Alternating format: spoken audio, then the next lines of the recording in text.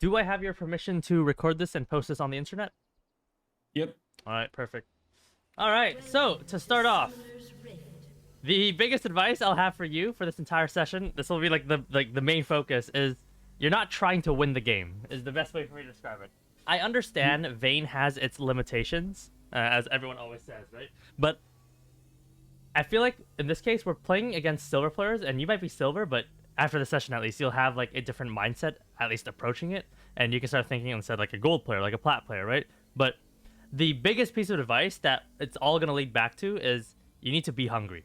Okay, you need to be hungry to try to achieve stuff, try to do stuff successfully, and try to win, right? Because with the way you're playing, you're coin flipping every game, bro. I'm be honest. Like you're sitting there, like you're farming, you're just getting poked, like you're just hoping something good happens, which is not how you're going to start climbing.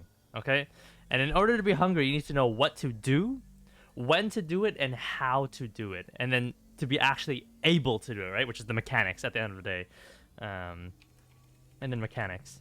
So let's start off with. Let's just jump straight down to runes and builds, just to throw that out the way. So for runes, don't worry about all those tiny little details like PTA, like overheal, you know what I mean? Like, don't worry about that. Just run one page for now, okay? We don't need to worry about that until we get better at Vayne.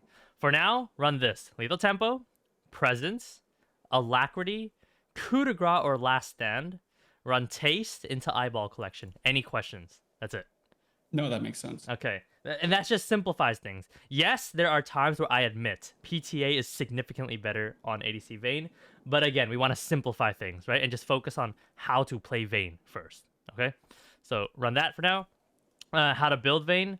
So in the pre-loading screen, I hope you have an idea of what every item in the game does. There's a lot of new ones, so you might not know, but you want to think about what you're building during the loading screen.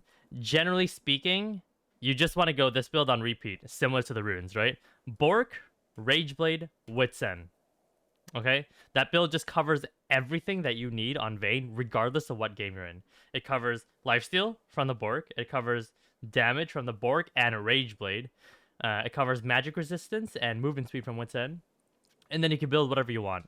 The most normal items after this is Randuin's into like a GA or something. Those are the most normal items after.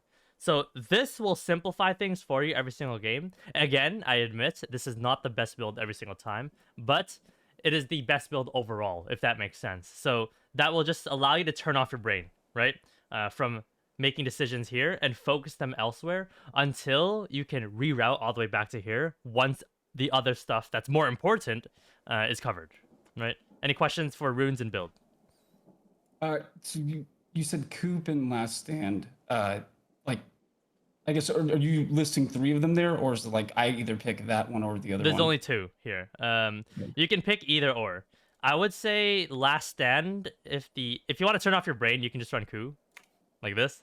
But you want to run Last Stand if they have something that is on the assassin side. Like let's say, like in this game, Coup de Grace is better, right? They don't really have anything that assassinates, in my opinion, right? They don't have like a Zed or like a Kayn or Katarina, you know what I'm saying? So in this case, you want to run Coup. But if you want to turn off your brain to the runes, just run Coup. Okay? Gotcha. That's Yeah. it. So this is everything for runes and builds. This will get you started. This will be like correct like 80% of the time. And then once you start getting better, you can start switching things up. Your builds, going a little bit of crits with like IE or Trinity Force or something. And then you can run PTA. You can run Conditioning Overgrowth from the Green Tree. That's down the line. I would simplify it for now. All right. So now that we have runes and builds out of the way, oh, I guess starting items you want to quickly cover. Starting items. To simplify things, D-Blade equals fast gameplay. So, for example, like double engaged support, right? Or a single engaged support. Maybe you have like a Nautilus, they have a Sona. Your Nautilus is clearly going to try to go in, right? Then you can also go D-Blade. Longsword, slow, pokey, vibe lane. So in this case, it's one of them, right? Jhin, Swain, and Vayne, Senna. The lane isn't necessarily slow, my bad. It's pretty fast still, but it's not like completely AFK, right? So you want longsword 3 potions. Call is when it's pure AFK. So my best example is they have like Seraphine Sona, right? Like there's like Sona in the bot lane. There's like Seraphine. Just very slow stuff. I would probably go Call. Any questions? No, that makes sense. All right, Like sounds probably good. like I guess like another pure AFK like Soraka bottom lane, or like just Yeah, non-engaging, yeah, Soraka. just Like staying no one's really towards. doing anything. Like you have like Sona and they have like Jin Soraka or something, then yeah, you can go Call. But all right, Gotcha, that that makes is the sense. runes and builds out of the way. That will hold you for now. Let's get into the actual juice. 30 seconds until minions spawn. All right. Minions have spawned. So we head to bottom lane. So right off the rip, my question to you is, why are you face checking this brush? Not a clue. Yeah, why are you trying to find out what's in that bush? You know what I'm saying? Yeah. Like if they're in that bush, why do you need to know? Instead, you should. Where'd my epic pen go? Epic pen. Okay, floating. Okay. If they are in that brush, you want to find out over here. You want them to like shoot their abilities or whatnot over here. So what you want to do when you're traveling to lane is you want to travel with the minions, not literally beside them, okay? You want to travel like over here. But you don't want to travel in a way where they can like blitz hook here, for example, if they have a blitz cranked, right? Before the minions can block. So you want to be like around right here. And as the Mhm. minions are going, you want to kind of like move with the minions, but the entire time you're behind something, right? And then once the minions position themselves in the standard positioning early on, where it's like this, right? I guess they're like three. Then you're kind of playing around here, so that nothing can come flying towards you, because you're behind the minions. And if Senna does decide to face check, which right now is actually a good time for Senna to face check, not you, because Mhm. if someone is in this bush and Senna face checks right now, the minions are gonna come assist immediately, right? So Senna is allowed to face check right now and use the minions as assisting to fight, and then you would obviously immediately help, right? If you notice that they bounced on Senna. But this is not a good idea for you. It's for Senna. So yeah, you want to go here and then position the left side. So during the early laning phase, you want to generally create a box. Create a box, diamond, whatever you want to call it. And the general idea is like this. In bot lane, the ADCs play out here. Okay? And then the supports play over here. And you see how that's kind of like a box or a diamond, however you want to look at it. And one support will have priority. Why? Because one support is ranged, one support is normally melee. Right? Maybe you have like a Karma, and then they have like a Braum or something. Generally speaking, the ranged support will be able to walk up. So what will end up happening is the box that's normally like this will turn into this. ADC, ADC, support, support. And notice how this is an advantage, because now the support has access to the AD carry and has access to the support, while their support does not have access to the AD carry, but he only has access to the support. And you see how that's an advantage? Support Yes. can hit ADC support, and ADCs obviously hit each other. And generally speaking, the ADC can't hit this way. He can only hit this way. So one bot lane will generally have priority in that way. So that is what you want to create. If you put a ADC position down here, you see how weird it is. You know what I mean? It's just it just doesn't make sense, because generally speaking, the supports have abilities that can fire some kind of long range, like in this case Senna or Swain E in this case, without having to commit auto attacks, right? So that is how you want to position during the early laning phase. You want to create a box / diamond to simplify things. Play left side of lane regardless of your side, regardless of side. Okay, and like in this case, right? I go in for poke. Let's just say like the caster minions start attacking me. I just run out of range like immediately.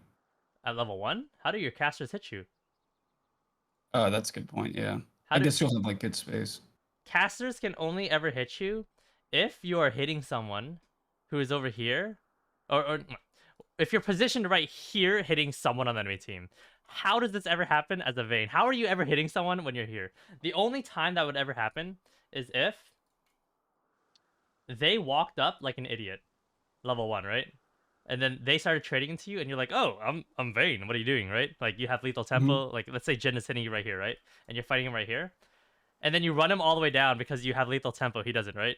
And then the mages start hitting you. That's the only time it's worth it, because you're clearly gonna win, right? But if you're just like doing like a little Q auto poke, right? You should never be Q autoing like all the way up here, autoing someone. If this happens, that means you won the lane already. Why? Because then they gave you an inch, you take a mile, right? So normally your position here, ADC position here, support, right? If they're backed up to here, that means you get to walk up a little bit, right? And then now it's kind of awkward for them to walk back up, because now from here you can just trade this way if they walk up.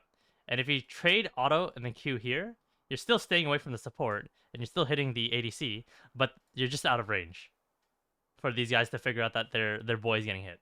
So that will lead to my next thing that I'm going to talk about, which is the concept of zone of influence.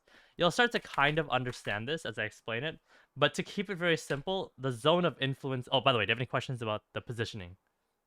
It directly leads into this, what I'm about to talk about. Yeah, I guess like it might relate, but just generally like focusing rushing level 2 over like poking early versus But I'm assuming this might cover it. No, the zone of influence will not cover rushing level 2. Rushing level 2 is a different art that I'll talk about in a second. Okay. Yeah, I'll talk about it when I talk about wave management, because people think, oh, you just hard shove, right? No, that's not the case. That's not how to get level 2 properly. If you hard shove, right? And then the wave's here, and then you get level 2 here, what the fuck does that even do for you, right? So it's not as simple as just a hard shoving and then being like, yeah, I'm level 2, and then flexing on them. It doesn't work that way. You have to get level 2 in a position that makes sense for the third wave to come, and then you crash. But anyways, I'll talk about that later. Let's talk about zone of influence first. Zone of influence is very simple. It is the area somebody can impact. So let's take an example. What is Vayne's zone of influence? It is right here, something like that, right? That's the auto range right now that you can influence from your current position, right? Another thing could be you could tumble, right? And then now your zone of influence is like that. Do you see that? So that is someone's zone of influence. How do we utilize this concept? Well, in order to utilize this concept, have you seen scripting before on like YouTube or something, or TikTok or whatever? I'm not familiar. Okay, but basically scripting is cheating, right? Where the program shows you the range of every single character, right? It shows you the range of their auto attacks. It shows you how fast their ability is going to travel towards you, right? If they do shoot it, where it's going to end up, and you pretty much get the point, right? Now, my question to you is, why don't you do that with your brain? Are you seeing where I'm going with this? Gotcha. Okay. Yeah. Instead of being like a noob and turning off your brain, why don't you script with your brain? The second you walk up, the second you see another champion in front of you, you should have calculated, okay, if he uses this ability, I have this X amount of time to dodge. If he walks up this far, I can maybe weave in an auto, especially on Ashe. You probably do this a lot, right? Where you can weave in an auto against like a Sivir who has like short ass range, right? And then still walk out before she can even hit you, right? So basically, you're scripting but with your brain. That is the best way for me to describe this concept. You're scripting but with your brain. And you can use this concept a million different types of ways. There's not just one. Yeah, one could be if you're playing Ashe. This doesn't happen on Vayne very often, but if you're playing Ashe, you have long range, right? You have like 600 range. You can auto someone with 600 range and leave their zone of influence because they need to walk into you, right? To use their 550 range, 500 range, whatever it is, right? And leave their zone of influence before they can hit you. And you see how much of a massive advantage that is? You hit them, but they didn't hit you. And now you got one free auto on them. And now imagine if you repeat this process, right? So basically, this is a concept that you want to be utilizing at all points of the game. Let me give you another example. Let's say a Malphite is standing in front of you, right? Malphite is standing in front of you. Like in the middle of a team fight, okay? and let's say you're standing right here. You calculated Malphite ult like this, right? You calculated Malphite ult like this, and then now let's say you enter the range. After you enter the range, you have, let's say, give or take 1 second, right? If he presses ult from here to here, right? If you position right here, it's 1 second for you to react, right? So then you say to your brain, hey, I'm going to walk into Malphite ult range, right? But when he clicks the Malphite ult, I'm going to flash, right? I have 1 second to flash. So then you flash, right? So that is another way to utilize that concept. You enter the range, and he clicks ult. You know you have 1 second to flash. So you do it, right? So you're preemptively preparing yourself. So you can use it many ways. You can, like, for example, another one. I'm sorry. Another one is you can just stand out of the range. That's very simple. But regardless of whatever you do, it's okay to enter someone's range, okay? There's no problem with it. The problem is when they do what they are going to do, what are you going to do about it? Right, you're like preemptively prepared. Yep. So, for example, let's say you enter Jin's auto attack range, right? What's he going to do to you? Tell me. He's gonna auto you, right? Now, the next question is, what are you going to do about it? Are you going to auto him back? Are you going to Q on top of that and then auto him? You know what I mean? How are you going to win that trade in that situation, right? Or sometimes, for example, let's say you're playing against a Nami, right? And you want to last at a cannon, right? You are entering the Nami range because you want to hit the cannon. Because you believe getting that cannon is worth it for taking a Nami W auto to the face, right? Because you're saying, oh shit, it's a cannon, right? I want to go for it, right? So then you do it. So I don't care whatever it is. It's just a question of whatever you're doing, when you enter their range and they do what they're going to do to you, what are you going to do about it? That's it. So you don't always have to sit outside of someone's range. You just have to ask yourself, why am I doing this, and is it worth it? Any questions about this concept at all? No, this is really clear. And I would imagine like another big component of this is like people's zone of influence are constantly changing because of like cooldowns, if they have flash, whatever that might be. Yep. Maybe they don't have like Malphite ult, for example. If it doesn't have the ult, it completely changes, right? But like, don't draw out someone like Morgana W zone of influence. Who gives a fuck, right? Like, worry about her Q, worry about her ult, how long her ult is gonna take to finish. But maybe during the early laning phase, sure, you can draw out Morgana W, right? You can be like, okay, from here to here, she can W like this. It's okay for me to enter, it's fine, but I'll just leave it immediately, right? But during team fights, you're not giving a shit about that. And someone's zone of influence changes. For example, Volibear, right? He queues towards you, and you calculate how long it takes for him to reach you, right? So you can try to maybe space away from that in a certain way to run out the timer of his queue. But yeah, I think this concept makes complete sense. If you're not doing this 24/7, you're not going to get better. It's going to hurt at first, but as you do it more and more, it becomes natural, which is the main objective, right? Where when I play League of Legends, I'm not thinking about this concept. This concept happens naturally when I play the game. But for you, you just got introduced to it, right? So now you're going to be thinking about it. You're going to be like, oh, you're going to be using more of your brain power to make it work, which is fine because you're learning, right? So start putting this into your gameplay, and you'll be more aware of what your opponents want to do and what you can and what you want to do yourself. All right, moving on. So, when to poke opponents. I'll cover wave management in a second, don't worry. But when to poke opponents, it is very simple. They want to last hit a minion. You don't need to last hit. So, and then I guess we'll throw in wave management too while we're here. So, wave management, for first 3 waves, we'll break it down, and then we'll break it down to after first 3 waves. First 3 waves, if you get to touch wave first, you want to put in like 3 autos across 2 melees, probably. That's probably the best way to do it. You can come up with any variation you want. You can do 3 autos across 3 melees, which I don't recommend because you don't want them all low at the same time. You can put 3 autos into 1 melee, however you want to do it. But the point is you want to make sure the wave starts slowly pushing towards your opponents.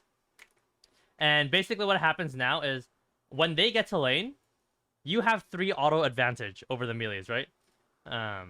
So if they auto a minion, you auto a minion. And you see how if this trade hypothetically happens over and over again, right?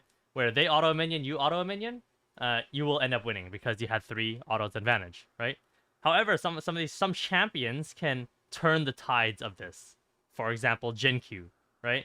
You might have autoed a minion, like minions 3 times, but if Jin throws a Q, he immediately just turns the favor back. Do you see that? So in each matchup, you have to look at how much do I need to do to make sure I continue holding the push here, and yeah, and then which leads to the next part where if you can zone your opponents in the first place from even touching the wave, they can't touch the wave, which means you get the push for sure because you already autoed the minions 3 times, right? Which will lead to the zone of influence concept and how to poke your opponents, right? Which I'm literally about to talk about. Oh shit. This is a really cool concept. That, like, I guess I've never at all thought about it, but basically now you're having to analyze, okay, if they're up 3 autos on me, I need to throw my Ash W to like even it out. Yep. And have it pushing in my favor. Yep. And you can get a 2-for-1 special if you're able to throw your W in a way where it hits the minions and hits one of them at the same time. Ooh! 2-for-1 special in my language. Just saying. Yeah. Alright, anyways. Let's continue on. So yeah, right here, you want to play out here. Oh, also on a side note of that box, by the way, okay, just a little side note, is notice how if you stand with your support and the enemy team shoots an ability in the direction, let's say you both stand together, right? You see how easy it is to probably hit one of you guys? But if you guys are standing completely separate from each other, who do you aim for, right? If you aim for one person, you might completely miss them. The chances of landing it is a lot lower. So that's just a side note on this, the box. Harder to hit if you guys are separated. All right. So let's talk about the poking aspect. So you last hit here, auto Q, looks to me. Okay, now we can both agree here, you have nothing to last hit. Jin has something to last hit. So what can we do here? What we want to do here is we want to try to hit Jin when he goes for a last hit. What I do on Vayne is when I notice someone wants the last hit, I will tumble forward. However, okay, let's say Swain is standing right here. Okay, let's say Jin is standing right here. That does not mean you walk up here and you tumble here. Does that make sense? And then auto the Jin. Why? Because you are entering Swain's zone of influence, right? You are entering the mage's zone of influence. The melees, if they're still alive, zone of influence. The Jin zone of influence. You see the issue? You've entered like 4 things zone of influence just to hit the Jin when he wants the last hit. So in this case, you've identified, I want to hit Jin, but now the question is, how do you do it? What I just pointed out here is wrong. This is not how you do it. So how do we do it? So let's say Swain's right here, Jin's right here, and Jin wants the last hit, right? You want to position right here, which is out of Swain zone of influence, right? You want to maybe then tumble over here, right? And then that puts your auto attack range, your maximum zone of influence around right here, right? And then you hit the Jin. So now you're inside Jin's zone of influence, right? But you're outside of Swain's zone of influence. You might be inside of the mage's zone of influence, sure, but I still think it'd be a worth trade. So then you want to tumble and complete your tumble at maximum auto attack Vayne range.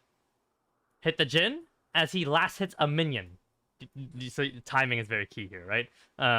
Because if he hits a minion, right, his auto attack is now on cooldown. So then he can't hit you. The only thing he can do to you is Q, right? And do you see it? So now you Q here, auto, and then you run away full speed, directly opposite direction. And then once the minions turn back on these guys, once it cools down, you reposition here, and then maybe repeat the process, right? Any questions there? So that's an example of how you can do that. This is cool. I think since I'm like lower rank, right, silver, there probably is a good chance that their support might be on the exact same side as me, like on the left side. I guess how do I position that? Just given, like, let's just say Swain is standing to the left up there. If Swain is standing here, tell me who wins 1v1, Swain or Vayne. Yeah, Swain for sure. No, what? Swain, Vayne. But I mean, given that Jin and Swain are standing over there, I guess is what I'm saying. Okay, you don't have to do anything. If Swain's standing here, Jin's standing here, let Senna do work. If Senna Okay. doesn't do work, unlucky. It is what it is. You can't control your support at the end of the day, right? Because here's the problem. If the person who's last hitting is standing here, and the person who's not last hitting is standing here, what is the person who's not last hitting standing here gonna do? Hit this guy, right? And then all you have to do is kind of semi-rotate a little bit away from the Swain and just keep last hitting. And you see how that fucks over the guy that wants to last hit? And again, this is all theory, right? We don't know if your Senna's gonna fucking AFK. I don't know, right? But that's just theory, okay? So, yeah. So you would tell Senna to go here, and then hopefully Senna gets the memo. I should probably hit this guy. But if Swain stands here, and Jin is like, for some odd reason, over here in fucking Narnia, lethal tempo. If Swain walks up to here, here's what you do: you auto the Swain, Q, auto, walk down, auto, and then just walk him down. Walk him down until maybe Jin's about to meet up with him to hit you. Then you back off before the Jin hits you. And you'll win that because you have lethal tempo. And you have an item designed to hit people on repeat over and over again with just pure autos. Swain doesn't have that. He has a relic shield, which is ability power. But yeah, you have lethal tempo. You're going to completely out DPS him if that happens. But I don't think that's... Has that happened to you? I don't think that happens often. No. I mean, what would probably happen is like he like does this little claw thing, and then You dodge it. trade. But I'm kind of a noob, so like Oh. dodging skill shots are kind of hard. But so I it's see zone what of you're influence, saying. right? It comes out, Yeah. and then after 1 second, it comes back, right? If you're able to auto, I would just aggressively tumble before you even ease. And then if you see it come out, you have time still before it comes back to like hard juke left or hard juke right. Depending on where it is. Like usually that's the zone of influence concept, right? But yeah. But let me and then explain just to you. one more Yeah, question go real for it. quick. Early game, how much are you doing like the auto attack tumble versus just tumbling and auto attacking? I generally tumble auto. I don't auto tumble auto because it's kind of hard to find the angles because they're also drawing your zone of influence, right? At least in Challenger Elo or Diamond Elo. So they rarely you'll get to walk up and just auto them for free. But in this case, if you can get it, go for it. I ain't stopping you, right? That's more damage. But yeah, generally speaking, I'll just tumble auto when they're going for last hits. Okay, cool. Yep. But hey, if you could reach for that extra auto, Q auto, hey, go for it. that's beautiful. All right, something I wanted to cover is if you're playing with Yumi. So if you're playing with Yumi, you're pretty much literally on top of each other, right? No questions asked there. The way you want to trade with your opponents when you're playing Yumi is you want to try to like peel off away from the support. It leads back to that Swain example of you didn't want to tumble directly into Jin Swain just to auto them, right? So let's say you're playing with Yumi, okay? You're standing here. ADC standing here. Support is probably standing here. Or here. What I will end up doing is I will go up, auto the enemy ADC, and then go like this way. And you see how I'm peeling away from the support area, but I'm still hitting the ADC? That's something you can do for maybe 1 or 2 autos, maybe even 3, and then back off before the support can meet up.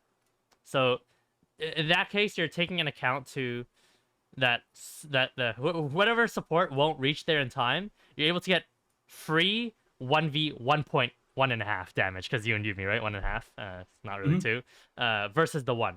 So you're saying, hey, I don't mind taking the 1 auto plus whatever abilities from the ADC if I can trade, because maybe my champion is stronger, or I have the Yumi and it's worth it, and I can leave before the support can influence the play. Then that's also worth it, right? And that's something I did a lot when I was playing Draven with my hands and Yumi with my feet. Where That's actually crazy. where I was playing, Draven's really strong, right? No questions asked.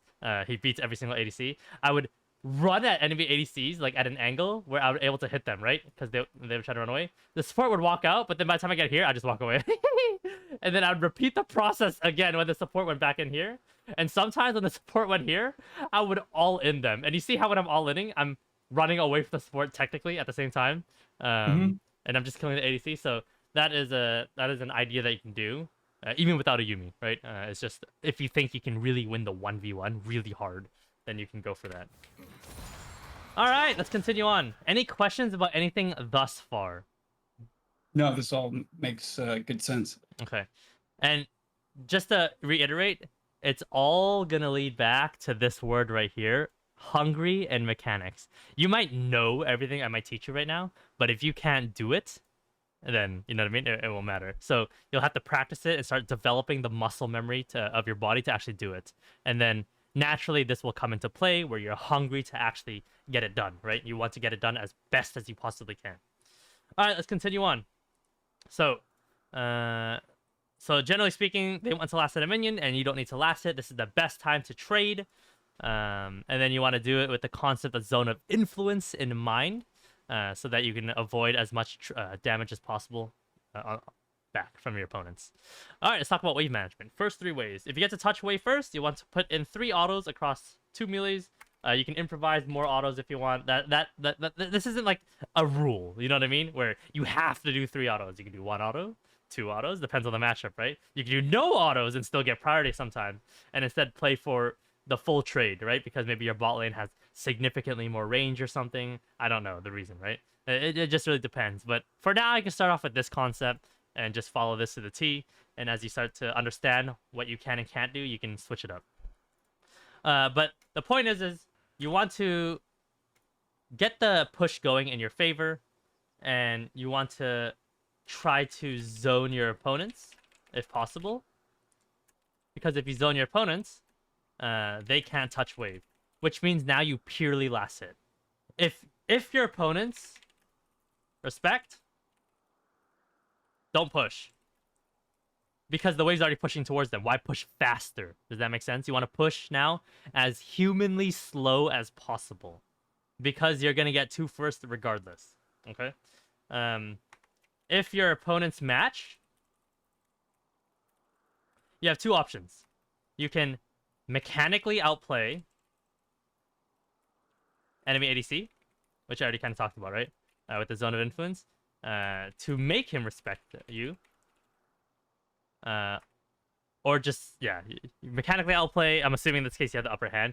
You can mechanically outplay enemy ADC to make him respect you, or keep pushing and match if you can't walk up. That's the 2 options, okay?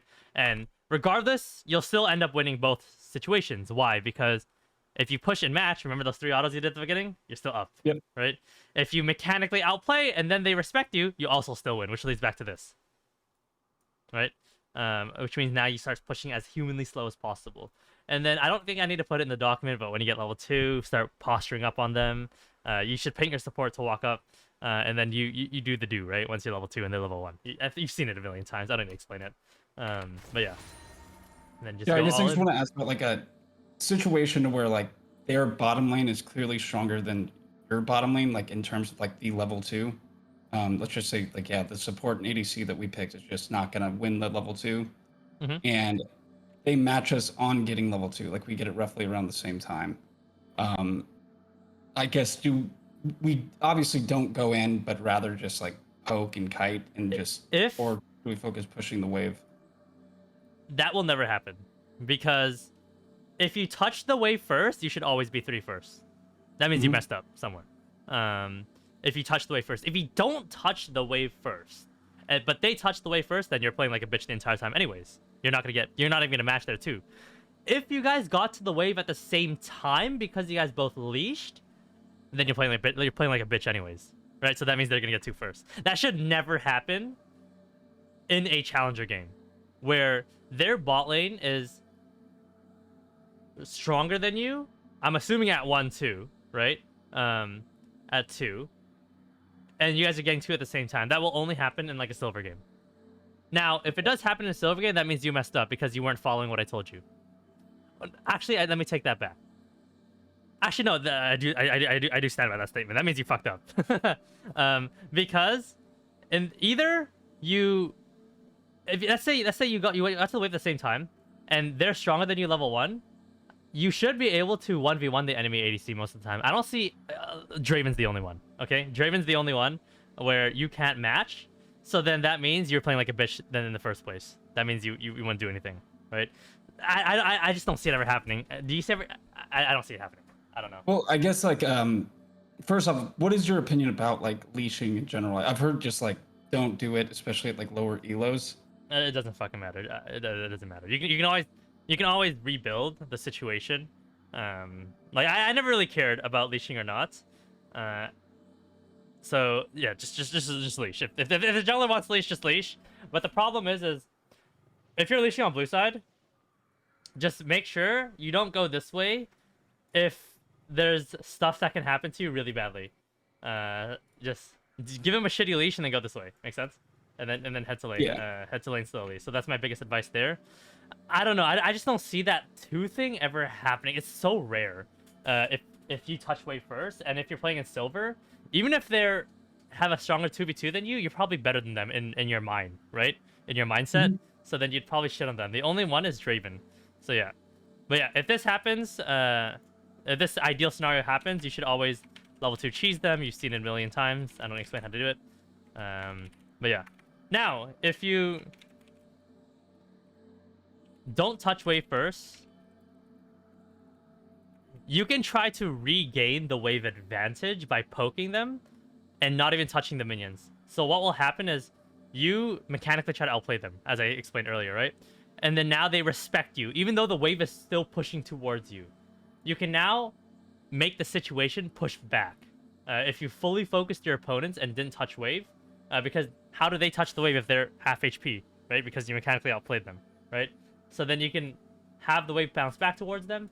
A very high level strategy I don't want to talk about is where they push the wave a little bit towards you, right? They did the 3 autos, and then you zone them off because you mechanically outplayed them. You can actually just fully zone them, hypothetically, right? Where they're standing over here, but you two are standing over here, but the wave is pushing towards you. It's very rare, but it's a possibility. And you can see how they're fucked, right? They can't walk up, but the wave is pushing towards you. You see how double fucked they are? Where they can't do anything. But I don't want to cover that. Just, if you can do that, push the wave back, and then level 2 cheese them if possible. But yeah, if you don't touch wave first, you can try to regain wave control by fully focusing on trading without taking minion aggression. Which leads back to the zone of influence. You know, do you remember the old Draven passive? Bleed?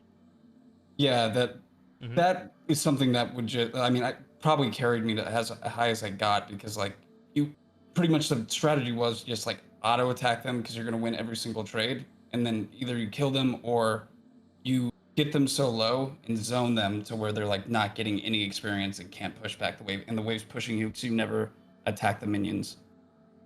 So that makes sense to me. But Yep. I could see how that's like rare. Yeah, it's very rare on Vayne. Very, very rare. Yeah. That means they had to have messed up so badly somewhere, which should never happen. Again, I try to view it all from a challenger level, right? And obviously, if someone on the enemy team is not playing at a challenger level, you take advantage of it, right? And just run them over. But anyways, if you don't touch wave first, you can try to regain wave control or fully focus on trading. Otherwise, play like a bitch. Play like bitch. And just last hit what you can for free. Just last hit what you can for free. And don't get level 2 cheese. I'm pretty sure you know when someone gets level 2. Don't be that far up. I don't need to explain that portion. But yeah, back up. Don't get level 2 cheese. Let the wave crash in and just catch the wave, and then you bounce it back. And that's how the first 3 waves work for every single time. It's either you build up the 3-wave crash, and then you go from there, or you play like a bitch, and then you get 3-wave crashed on. If you get 2-wave crashed on, that's perfectly fine too. If anything, you should say thank you to your opponents if they 2-wave crash into, because that's dumb as hell to do. But yeah, that is how it works. Now, everyone you've probably heard this a million times: 3-wave cheater base, 3-wave cheater base, right? On repeat. So this is why you do this, where you purely last hit only, and you just try to zone your opponents. Because what you want to do in every single lane is you want to build up 3 waves and crash. So what this does is this is the first wave. Okay? Now you're waiting for the second wave. And then now you're waiting for the third wave, which is spawning right now, which is the cannon wave.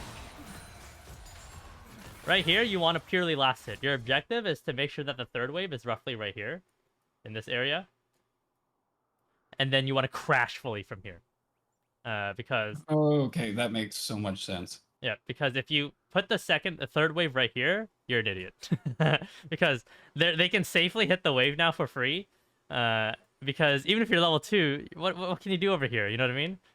Maybe you can poke if you do double long range, but if it's over here, they have to like you could be standing right here, your support could be standing right there, and they're standing AFK right here. You know what I'm saying? So then now they're losing gold completely, and even EXP sometimes. If they walk up, what are you gonna do? You're gonna go on them, right? And then you fully crash the wave here, and then you can figure out what you want to do from there. Whether you want to cheater base by basing and grabbing a long sword or something, or boots, or you want to Omega poke them over and over if you're playing like Ashe plus like Senna or some shit, or Karma. I don't know. But yeah. But if you shove too quickly, you're trolling. What's up? Yeah, I guess that forces them to say you back, you get the advantage. Now you can continually push the. I guess okay. Let's just say in that hypothetical situation, right? You back, you come back, you're stronger. You have like an extra long sword or whatever, Okay. and they just finished pushing or like last hitting the minions at tower. If they back, then do I push the wave again? Okay, so you're talking about wave 4, 5, 6 then. Okay. Okay. Which is, yeah, we can talk about that. So let's cover what to do on 3-wave first. Let's cover that. So let's say, and then I'll cover what happens when they crash into you. They 3-wave into you, right? Let's say you crash 3 into them. Yeah, you have two options. Two options: cheater base and grab item, or Omega poke, which is very common on Ashe bot lane, which you play, right? Omega poke. Both options are fine, but now on wave 4, 5, 6. So let's go down the route of cheater base. If cheater base, this is what you're asking, wave 4, 5, 6. So generally speaking, if you crash into them and then you base, now they build up 4, 5, 6. So their 4 is going to be right here. Okay? This is their 4th wave. This is their build. It's going to be a 2 non-cannon wave crash because this is a cannon wave, right? So then the next 2 is going to be non-cannon. It's going to be non-cannon here, non-cannon here. And then they crash and then they base for their 5-wave cheater base, right? Your objective when you cheater based is when they're doing their 2 non-cannon wave bounce back, your objective is to clear the wave as hard as you can and bounce it back to them so they can't base. So then you are staying with your extra longsword while they are sitting on their initial item. And you hold that lane as long as possible now until something happens. Whether their jungler comes, your jungler comes, you kill them, or you just kill them because you guys have an item advantage. Make sense? That's your objective on once you cheater base. If cheater base, wave 4, 5, and you come back, try to clear as hard as you can. And hold them in the lane. To hold item advantage. And then you hold them here forever, hypothetically, right? Until something will happen. Until jungle, or kill. One of those 2 things will happen. Or they force base, right? Sometimes force basing is the thing, because they get poked out, right? By your item advantage. They just say, alright, we're just gonna base, call it a fucking day. Which means you get to crash a wave, and you get 1 plating, and then you base, right? So then you have an advantage. So that's what's gonna happen. If you stay and poke, if you did a good job, you can let 4 and 5 bounce towards you, which leads back to the concept of, remember that level 1 that I was explaining, or the Draven that you wanted to talk about? If you're able to zone them while the wave's pushing towards you, if you did a good job of poking them on the turret and the wave's pushing towards you, then you zone them, right? You zone them, and if they don't walk up ever, then you don't walk up ever, right? If they walk up, then you hit them, right? And you let the wave push towards you. You're slowly getting gold and EXP. They're only getting EXP and losing gold. Make sense? And then you just hold that process and hold the freeze right here. So if they, let's just say we're poking and we're zoning them, and they say, fuck it, we're going back to base, do we just hard shove and then back at No, that you point? base. You shave the wave enough that it's still pushing towards you, but not pushing back. And then you base. Make That's sense? a cool concept. Yeah. So that when you are walking back to lane, the wave is still coming in, but it didn't crash the turret. It's still holding exactly right here. which is a very common thing that you do when you kill your opponents, but they had a bigger wave than you. You can't push out the entire wave. Push out the next wave that's coming, and then base safely and have it crash. If you do that, they're gonna freeze on you. Because you can push out the entire wave, but you can't push out the wave that's coming. They're gonna come back in time and then freeze right here. Again, hypothetically, right? Which is gonna happen in a challenger game. So then you would shave the wave enough, take a base, come back, and worst case scenario, it's gonna crash as you're coming back, which is still fine. Which means now you'll start levels out, yeah. You'll start doing the build up towards them. But if you can ideally get back, and the wave is still frozen, then you freeze and then you go back to zoning if possible, right? So that's these are hypotheticals, but this actually does happen for real. I'm not joking. This actually does happen, in a lot of games. So yeah, I can't really put that in the document because that's so deep. You know what I mean? That like goes down a rabbit hole. But yeah, you like quantify it as like, okay, you're defining every point as like a wave, right? And it's like, I guess like the problem coming back into this, I'm just thinking, okay, like days back, I just got to push the wave, right? I'm not thinking about like, okay, well, it's pushing towards us, so I probably should just back and keep it pushing towards us. Or for instance, oh, I need to just push it and then do a cheater base back. I'm not thinking about any of these concepts. They're like all foreign to me, so this is really, really helpful. This is really good, yep. And you're gonna mess up, by the way. One time you're gonna like kill them, right? Or they're gonna force base while they're pushing towards you. You're gonna clear a couple, and then you're gonna base, and then as you finish base, you notice, wait a minute, I didn't clear enough, and it's gonna crash, and then just lose the entire wave. It happens to me all the time, and still in Challenger. But in Challenger, sometimes they have TP, right, in top lane when I play top lane. So then you solo kill them, and then you don't have enough time to push the wave, and then base, they TP back, and then they end up walking up and just pushing the wave, right? Which happens, but you'll make mistakes, but at least you're trying, right? You're learning. You'll be like, okay, if a cannon wave's coming, I can leave 4 mages up, right, pushing towards me. If it's a non-cannon wave that I have to hold on, maybe I should clear it down to 2 mages still alive, for example, right? Those are just all examples.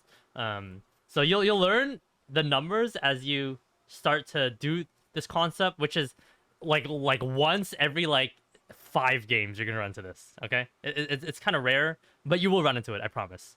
And you probably already ran into it in the past, like you can probably think back. But anyways, all right, do you have any questions about this? No, I just want to. You'll send me these notes right after this, right? Yep. This is very systematic, by the way. It's the same thing on repeat over and over and over and over again. Okay, you will notice the system that happens. But yeah, that is the wave management. And basically from here, when it comes to wave bouncing, not mid game, but like I would say like 5 to 15 minutes. On repeat, it's basically 3 wave, cannon crash, 2 wave. I'll break down each one. 2 wave, non-cannon. So basically from here, you have to look at the waves, whether they're cannons or not. So the most common way to build up a 3-wave crash is cannon here, non-cannon here, non-cannon here, crash. And why do we do this? We do this because if you build up cannon, non-cannon, non-cannon, crash, and then you base, the next wave's a cannon, right? If your opponent shoves that cannon wave, which is the 4th wave relative to when he started, right? You will get back in time because the cannon will soak up like 7 tower shots. Make sense? If you ever base on a non-cannon wave, which you have to do sometimes, you notice that when you come back, you only soak up like 2 or 3 mages when you come back. So that is why you generally want to always base, if possible, on a when the next wave that's coming is a cannon. And the next common one is non-cannon crash, which you did once in this game, right? Which means the next wave is a cannon, but in this case you could not contest because the Jhin and Swain was too strong, right? So then they shoved it into you, and then you just have to play like a bitch. But it's important that you crash so they couldn't freeze on you. Other weird scenarios is you'll do non-cannon, right? And then you'll do cannon, which is kind of odd, right? And then non-cannon, this kind of sucks, because the second wave is a cannon. So then you're sitting there pushing out, right? So the question is, do you non-cannon cannon crash, or do you non-cannon cannon non-cannon crash, which is kind of odd, right? And then now the next wave relative to when you started is a non-cannon. So then if you based on that wave, they just shove it, and then you lose 3 melees, and then maybe 1 mage. Do you see that? And then Yep. the next wave after that is a cannon. Is really weird, right? Which just equalizes itself. But sometimes shit like that happens. Okay, like you just have no choice. You must base. You have no absolute choice. And by the way, this stuff can only be applied when you're even or winning. By the way, if you're losing, it's just called playing like a bitch the entire time, letting them push into you, and you just catch the wave until something happens, right? When you're losing. So yeah. If winning Omega hard, you can just single crash. You don't have to worry about any of this stuff. Single crash and poke on repeat until you get ganked. And then when you get ganked, you outplay the gank. And that's just like pushing repeatedly into their tower until Yep. the jungle. Which doesn't happen very often on Vayne. On Vayne, you'll very commonly, when you're winning really hard, but you want to push 27, if this opens up with a cannon wave in the direct middle, you will only last hit in zone and wait for the next wave, which is the non-cannon, and then shove it in. And then poke. So that you have 2 waves worth of minions crashing to... So you have that long to hit the tower or hit them, right? And then as Vayne, you'll play from around here, you'll hit them when they're here, back off from turret range, and then repeat the process on repeat. Or if you're playing tower, you'll play from down here, and then just hit the tower and just play from here. And then run away here, hit tower from here, and then run away on repeat, if you're playing tower.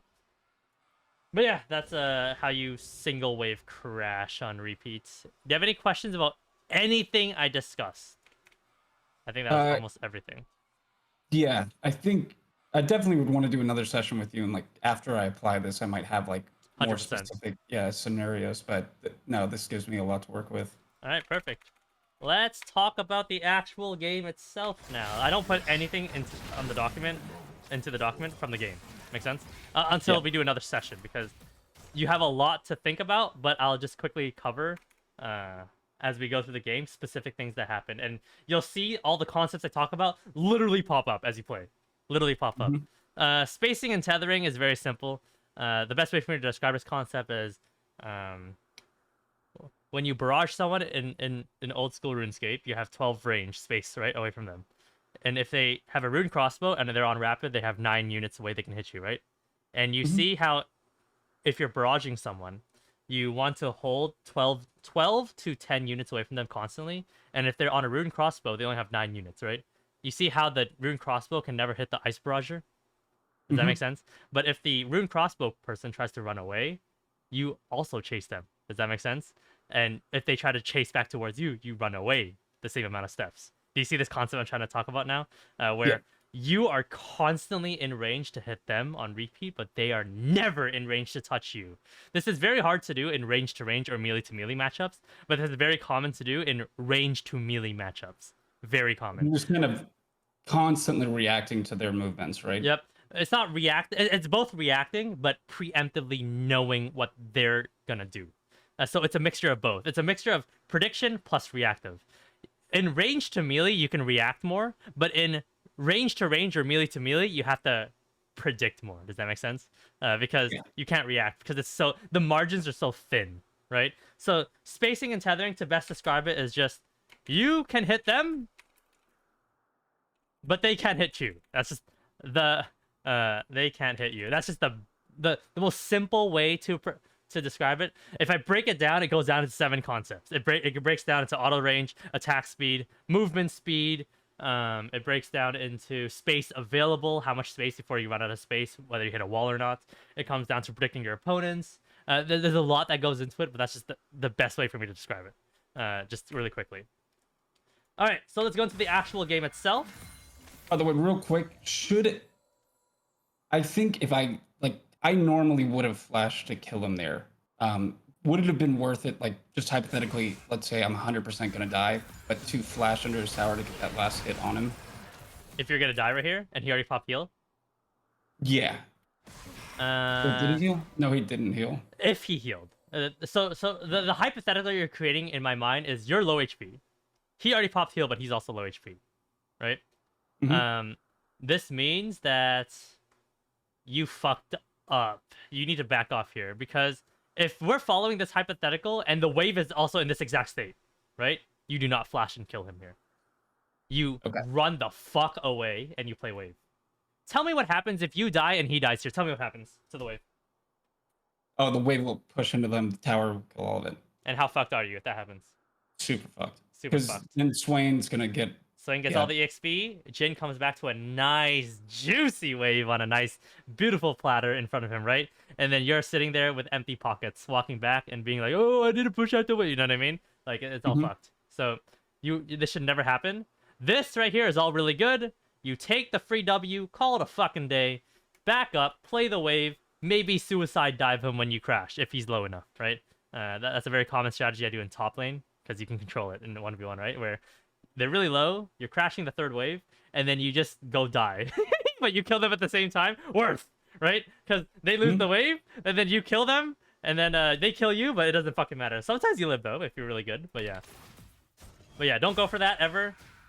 When the wave is pushing towards them, be very mindful of not reaching for more, like biting off more than you can chew.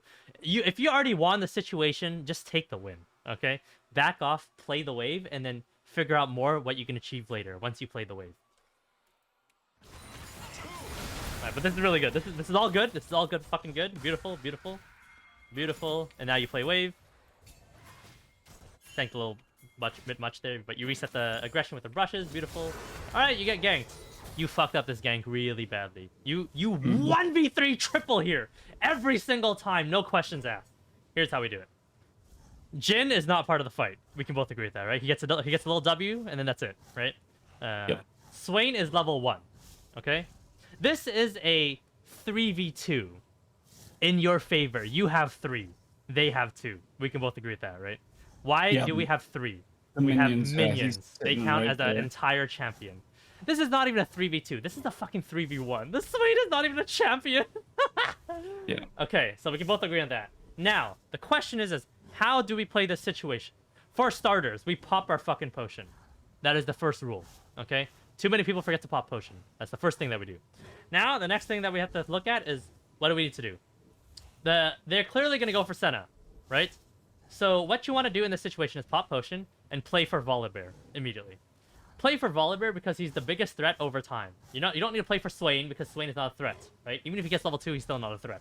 Even if he gets level 3, I still don't think he's even a threat here, which he's not going to get level 3, right? So we need to hit Volibear. So what you need to do here is you want to play this way. You don't want to play this way. The reason why you play this way is you're moving away from Swain and Jin at the same time, but yet you're in range to hit Volibear. So only one thing can hit you, Volibear. Swain can't hit you, Jin can't hit you when you move this way. But you can hit Volibear 24/7. If Volibear turns on you, then you just fucking keep running upriver 24/7. On repeat, right? So you're kiting Volibear the entire time, but yet you're still moving away from Swain and Jin. Which now means you're in a 2v1 on Volibear, because Senna is also going to keep running uppers with you. Which it's not going to happen, because who's Volibear going for, right? Senna. Yeah. So let's go down this route, which is the route that happened. Volibear goes for Senna, you go here. You just AFK right here and just hit Volibear. As Senna runs this way, Volibear also runs that way, which means you also run that way. But then you create enough space against Swain where he's never going to hit you. He's going to try to hit Senna. So now you're wailing on Volibear the entire time, 24/7, and eventually he's going to die. Right? No questions asked. So that's what you need to do here. You need to position and just hit him. Just hit him right here. Just literally stand here and just hit him on repeat over and over again. When Senna dies and he's still alive, you make sure that you're at maximum auto range relative to Volibear, right? And Volibear will realize, oh fuck, I can't chase the Vayne, who is at max auto range, right? So then Volibear is gonna run this way, which means you just run that way and you kill him. Ward the rush, kill him, and then turn on Swain that's level 1 or 2, right? You're at 6 lethal temple stacks. You got potions popping. You got Ghost, like that got refreshed, which is getting nerfed by the way next patch. But yeah. But look at your issue here. Yeah, I Notice started how running the tower. you're in like okay, so the Volibear killed the Senna, right? Senna's dead, and then now the Volibear's like, huh, there's a Vayne in front of me. What am I gonna do now? Hit the Vayne, right? You're inside his zone of influence, so he's just gonna hit you. Imagine if you spaced him. You'd be over here hitting him right now. You'd be at this corner right here because you want to space Jin as long as possible, right? Still hitting the Volibear on repeat over and over again, trying to finish him off. And then you would transition to the Jin once you kill the Volibear. Then you would transition to the Swain. By the way, Triumph here would be really good, but you don't have Triumph. But it is what it is. But yeah. And I guess like the other advantage to going into the river is I still have flash. If for whatever reason, like they're all yeah, three you have to chasing get me, over or the wall, yeah. I can get over the wall. Yep. So let's continue down this rabbit hole of whatever you did, where you ward the bush at the tip, which is correct, right? This is correct to do. You ward, but you walk towards him, which is really bad. When two objects move towards each other, Yeah, let's say it's twice the it's movement. twice the movement, right? But when one object is chasing the other, it's very slow, right? Obviously, it comes down to movement speed, which is that third thing I talked about in the spacing and tethering, which I didn't want to talk about in depth, right? It's like not as fast, right? But when two objects move away, it's also double fast, right? So right here, you move towards him, he moves towards you, it's too quickly. And then the worst part is you stood still! No! Which is the worst part. So here's how you could have played this. You ward the bush. Right here. You need to kite back immediately a tiny bit and see what he does. If he doesn't move towards you, then you're forced to move towards him to try to pull him towards you. But if he moves towards you while you're moving away, then that's perfect. You already reeled him in. And then you hit him. You kite backwards. I don't know what this was, by the way. It was, well, yeah, it was the attack stand thing. I think I was like, yeah, not used to it. Ripperino. But anyways, right here, you're supposed to immediately go this way. Because the space available going this way has immediately been cut off. Space available, right? It's been immediately cut off. You're forced to go this way. However, if one person is traveling at an angle towards another, they're eventually going to catch you, right? But it is what it is, right? Because you can't walk here. So you've been cut off. You're forced to go here, which means you'll get caught up by Volibear eventually. But at least when he catches you, you'll be around here, which is near tower, right? So that's what you need to do here. Kite towards here, and move towards tower as much as possible. You got hit by Swain W, plus Jin W, plus fucking Volibear Key, and you died. Sad. And then you would have killed the Volibear, and then I guess you would have just backed off because you're too low at that point. But alright, let's continue on.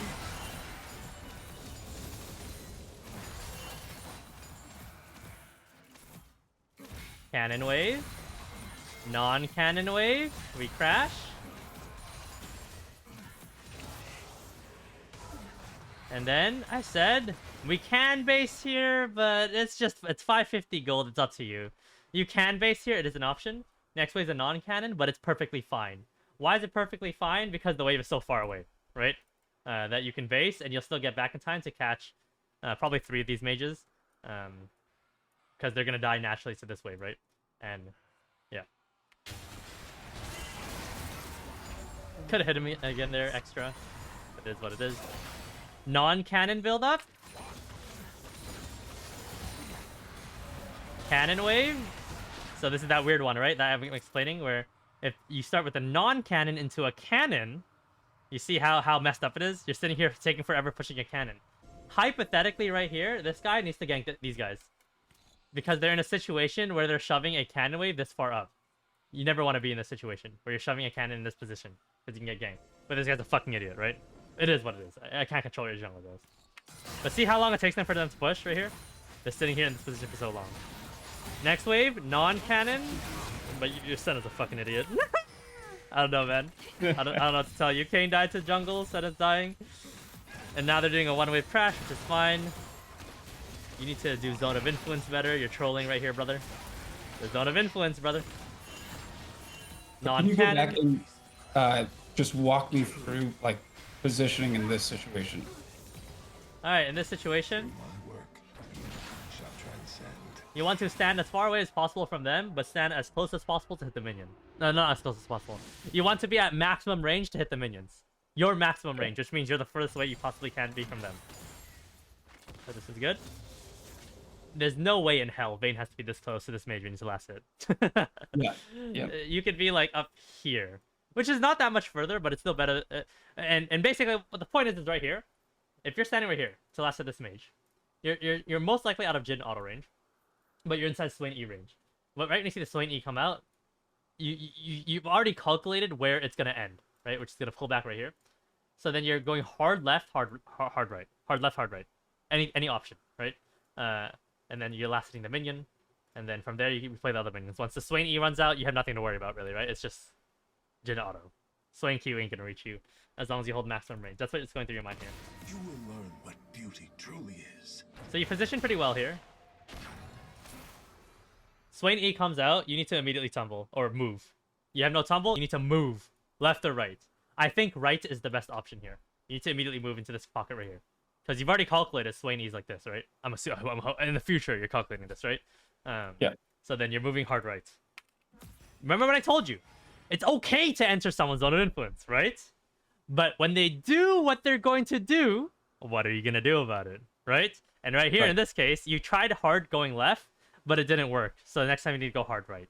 But obviously, if Swain turns right, it might hit you too, right? So then maybe you might have to ask yourself, is it worth it to walk up here, right? Or is there a better way to juke it? Or should I hold my tumble and just sacrifice 2 mage minions before I walk up to have tumble for it? I don't know, right? That's up to you to figure out. But I would say, if you're when they do what they're gonna do because you're inside their range, what are you gonna do about it? In this case, we didn't have tumble, so we got messed up. That Jin trolled his W, by the way. Yeah, that would have been real bad. And then right here, I don't know why you're entering Jin auto times zone of influence. This is grief again.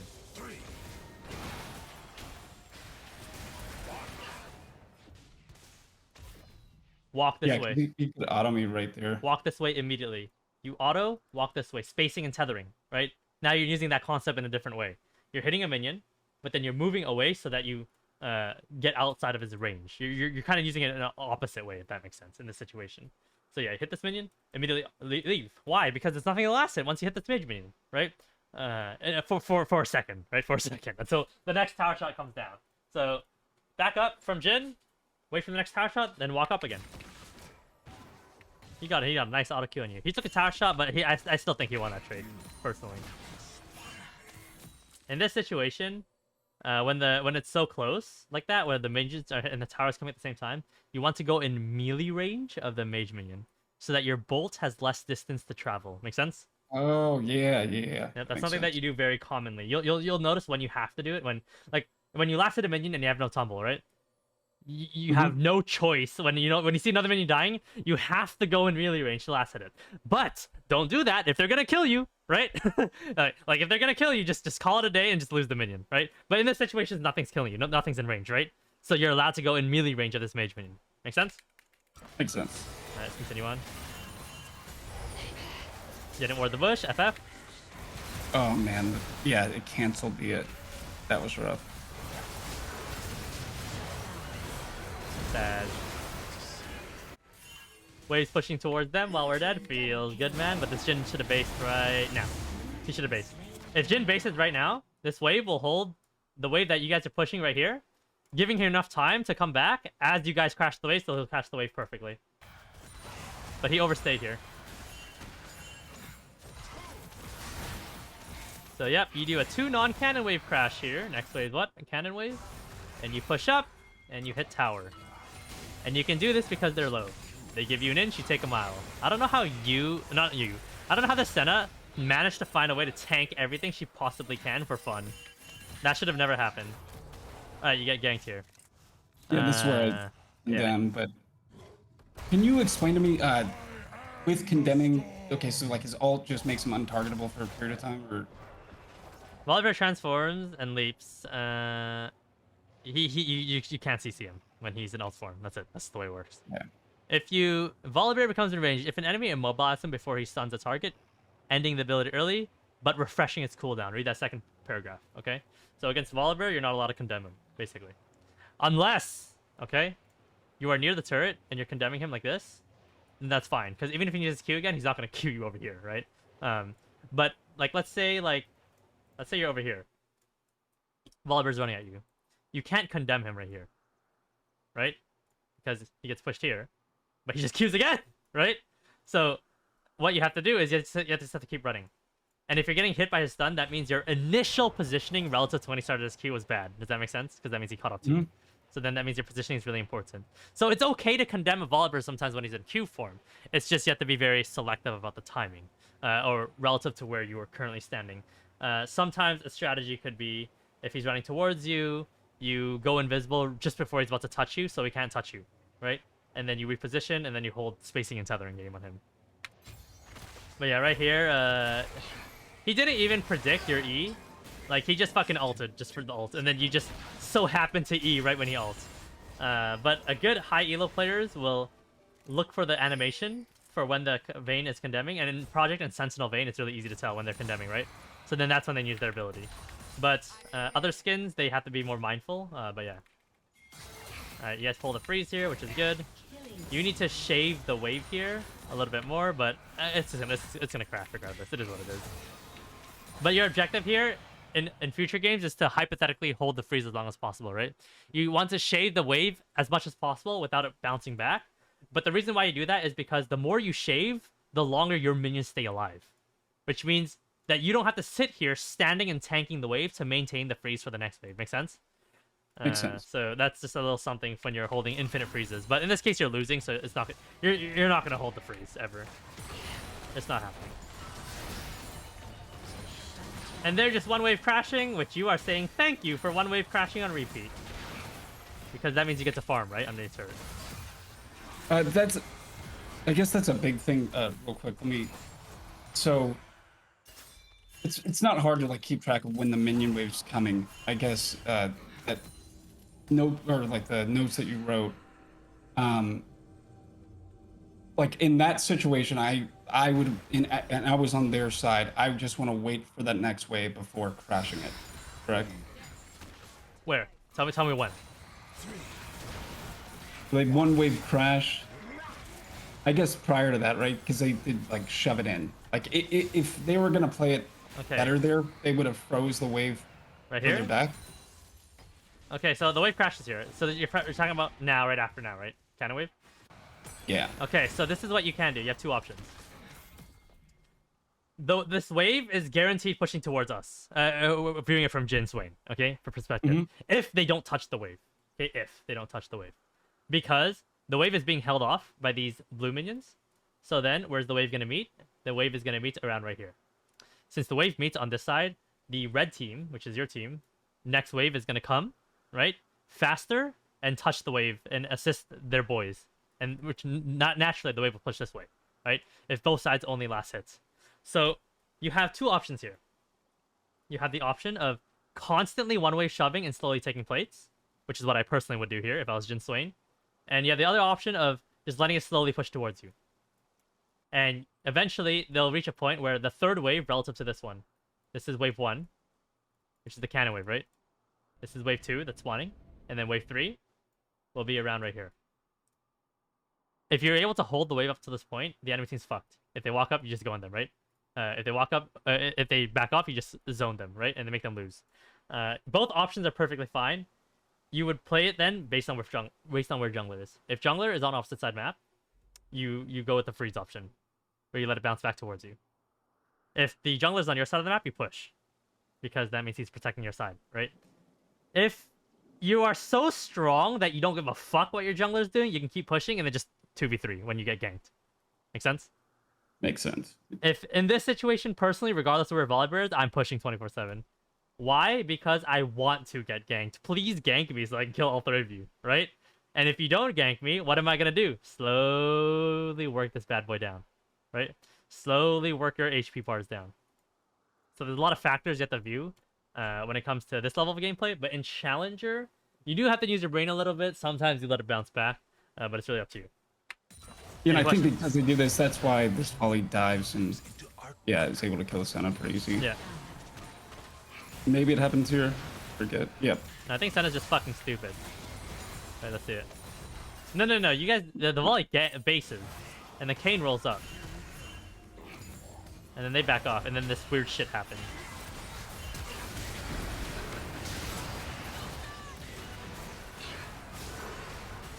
I guess that condemn definitely did not help the king, because the Senna was going to die anyways.